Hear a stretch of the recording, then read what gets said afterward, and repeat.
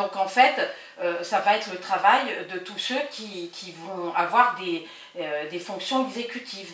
Bien sûr. Voilà. Bien sûr. Mais alors justement, il y en a qui parlent du coup de la piscine, mais l'autre point aussi par rapport à la piscine, oui, ça va être une piscine de niveau olympique, mais finalement, est-ce qu'il a été prévu quelque chose de plus modeste à l'intérieur de cette piscine olympique pour que les Onésiens puissent en profiter, parce que quand même, ça a un coût pour les contribuables onésiens, cette piscine. Et peut-être qu'il y en a qui vont dire oui, c'est bien, ça va amener des gens, ça va amener des clubs, et puis avec les clubs aussi, comment dire, quand il y aura des compétitions, etc., il y aura certainement des gens qui viendront dans la ville, qui consommeront dans la ville, donc ce sera bénéfique au commerce, aux restaurants, peut-être aux hôtels, etc.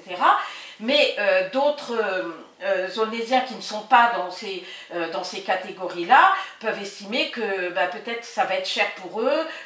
Une piscine, c'est aussi, elle doit être construite au bénéfice des usagers. Est-ce qu'il y aura la place pour des usagers modestes, d'après vous? On peut penser que par rapport à l'investissement qui a été fait et aux aides que l'on a eues du département et de la région, le coût, il reste raisonnable. C'est une piscine olympique, c'est une piscine de 50 mètres.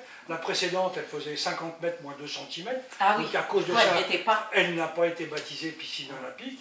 Et donc c'était quand même très dommageable.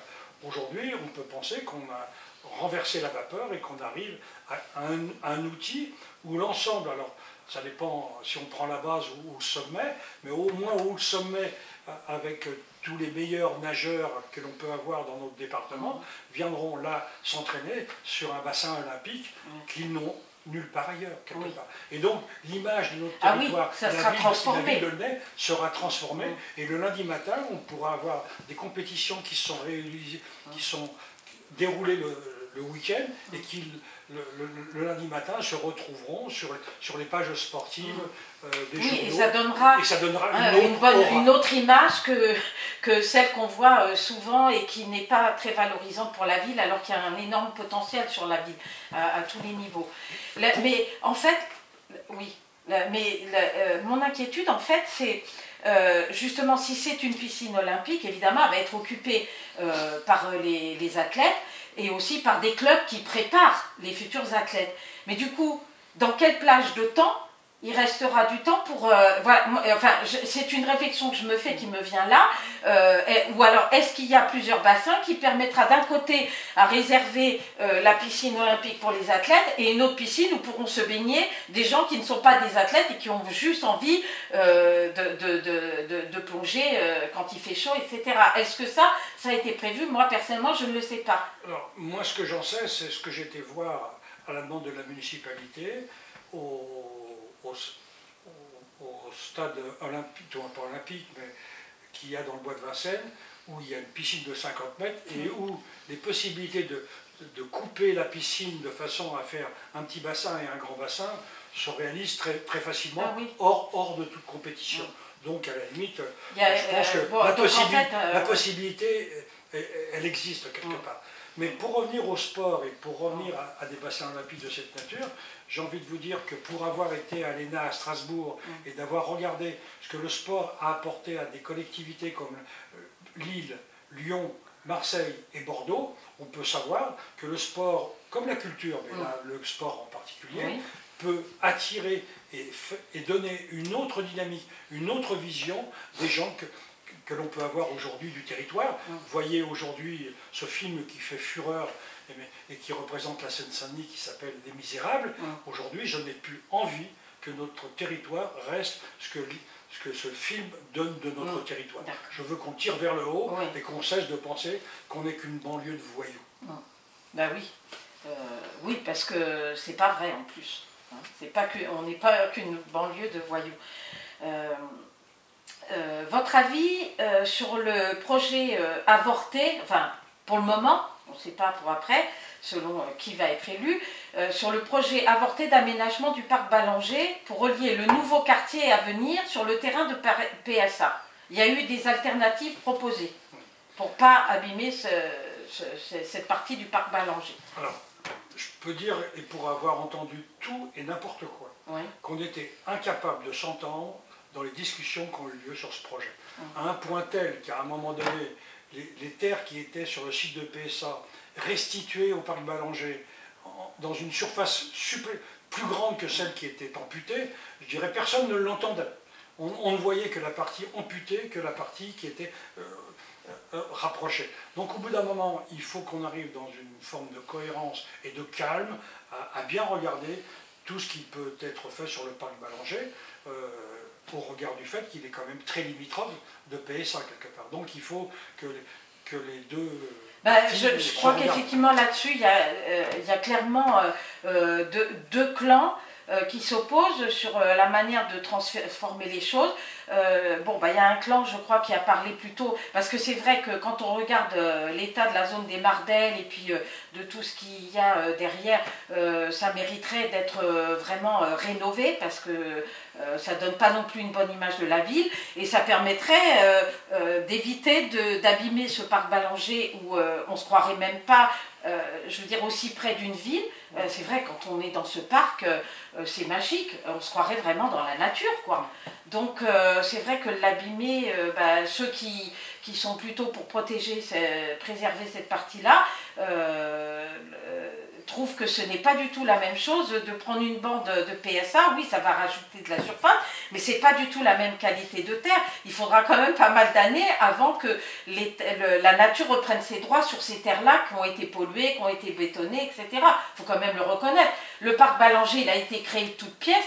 C'est seulement maintenant, 50 ans après, qu'on se rend compte que, oui, effectivement, la biodiversité est revenue dans ce parc, alors qu'il a été créé de toutes pièces. C'était pas une vraie nature au départ. Donc c'est possible, mais ça veut dire que si on fait ça, oui, ça repousse dans 50 ans. C'est dans l'ordre des possibles, c'est vrai. Mais il y a peut-être possibilité pour relier le nord au sud, parce que c'est vrai qu'il faut qu'il y ait une liaison, ça personne ne le nie. On ne peut pas faire à nouveau deux villes dans une seule, qui soient séparées, qui ne communiquent pas. Hein, on a déjà eu le problème avec la fracture entre le sud et le nord. Il ne faut pas qu'on se remette à faire la même chose. Donc tout ça, il va falloir le remettre sur la table pour la prochaine mandature et essayer de faire concorder un petit peu tout le monde sur un projet commun. Ce qui serait bien, c'est de regarder ce que peut être l'utilisation du parc Ballanger par rapport au parc qui est en bordure de Sevran, dont on parle peu, et qui est un parc qui est désert, dans lequel il n'y a personne. Et en fait, on se demande après, il faudrait comptabiliser les gens qui vont marcher dans le parc Ballanger. Il y a plein d'usagers du parc Ballanger, pour eux-mêmes, ils y passent leurs vacances, puisqu'ils n'ont pas les moyens d'aller en vacances. Donc pour eux, c'est comme s'ils étaient en vacances dans le parc de Ballanger, ils y pique-niquent, etc. Donc on peut comprendre qu'en tous les cas, pour les riverains proches du parc Ballanger, c'est très important ce parc, de ne pas l'abîmer, de voir les animaux, voilà, pour leurs enfants, ce sont des familles souvent désargentées, donc il y a même des personnes qui viennent à ce parc et qui habitent dans les villes alentours, hein. Il n'y a pas que Aulnay, donc c'est un peu leur parc, même s'ils ne sont pas aulnaysiens. Quel est votre avis sur l'aménagement du terrain PSA proposé par Bruno Béchiza? Vous étiez à la présentation à la salle Citroën. Qu'est-ce que vous pensez? Est-ce que vous pensez qu'il y a un manque d'ambition, ou est-ce qu'il répond, vous, à vos propres attentes? Disons que dedans, il y a des logements, il y a un campus universitaire. Quand on mêle les deux choses, et pour rebondir sur ce que peut être le programme du Triangle de Gonesse, aujourd'hui, on ne doit pas avoir peur de relever le défi avec le campus universitaire, de former les gens aujourd'hui qui sont sans emploi aux emplois de demain. Parce que certains pensent que c'est inaccessible, grosso modo, que ces gens-là, ils resteront chômeurs toute leur vie. Et donc il faut, à tout va, pour ceux qui le disent, et je pense aux porteurs du projet Karma, à penser qu'on ne s'en sortira pas. Aujourd'hui, on se trouve dans le monde entier à trouver que l'intelligence artificielle est en capacité de tirer vers le haut, économiquement parlant, de grandes puissances comme la Chine et comme les États-Unis. Charge à nous aussi, modestement, dans ce que peut être le nord-est parisien, à faire en sorte que nos chômeurs d'aujourd'hui soient porteurs de ces emplois de demain et qu'ils aient un pouvoir d'achat et une qualité de vie qui soit oui, tout autre. Parce que tout part de là.